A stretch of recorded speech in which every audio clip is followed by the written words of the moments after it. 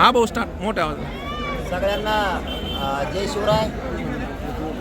4 तारखेला आमरण उपोषण आपण उद्या म्हणजे 4 जून 2024 रोजी उद्या सकाळी 10 वाजता आपण आमरण उपोषण अंतर्वालीत करणार होतो. परंतु सरकारच्या काही असा दबाव आणला आहे प्रशासनावरती की त्यांनी आपल्याला परवानगी नाकारली. आपण आता 3 तारीख 4 तारखेला उद्या बसणार आहेत, आपण जाऊ शकत नाही, तेव्हा डाव चालला. सविस्तर मी फेसबुक लाईव्हमध्ये टाकलेलं आहे. सविस्तर आता तुम्ही त्याच्यावरती ऐका. फक्त सगळ्यांना एवढीच विनंती, 4 जूनला अंतर्वालीत आपण येऊ नका. 4 जूनचं आमरण उपोषण आपण 8 जूनला करणार आहे. काही अनेक अडचणी त्यात आल्या आहेत. मराठ्यांच्या पोरांचं कल्याण होऊ नये म्हणून काही लोकांनी जाणीवपूर्वक मराठ्यांशी गद्दारी करून सरकारच्या बाजूने झालेली.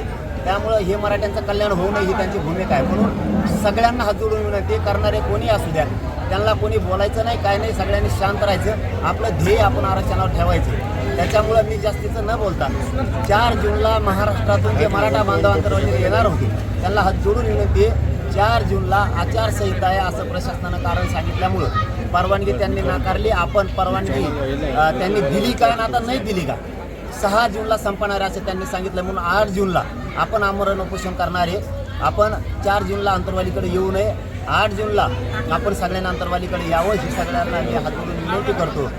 परंतु 4 जूनला आता आमरण उपोषण होणार नाही आहे, हे 8 जूनला होणार आहे.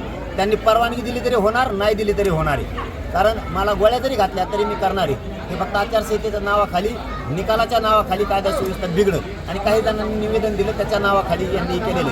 सविस्तर मी फेसबुकला बोललेलो आहे. सगळ्या बांधवांची फेसबुक लाईव्ह होते, त्याच्यावर सविस्तर आपण सगळ्यांना ऐका. फक्त कोणी निवडून आला, कोणी पडला, कोणाच्या मिरवणुकीत जायचं नाही, कोणाची पोस्ट टाकायची नाही, शांत राहायचं. मराठ्यांनी काय चुका करतात बघायचे. पण 8 जूनला मराठ्यांच्या न्यायासाठी मी पुन्हा लढायला सज्ज होणार आहे. सरकारनं या आचारसंहितेचं नावाखाली खोटे गुन्हे दाखल करून आंदोलन मोडण्याचा नवीन डाव आखला होता. आपलेच लोक काही हाताखाली धरू असं प्रयोजन होतंय. कारण त्यांनी इतक्या दिवस आपल्याला दिले नाही नोटीस आणि आज अचानक द्यायला लागली. आपल्याला कुकडच हालचाल करता येणार. मग आचारसंहितेच्या नावाखाली करायचं होतं.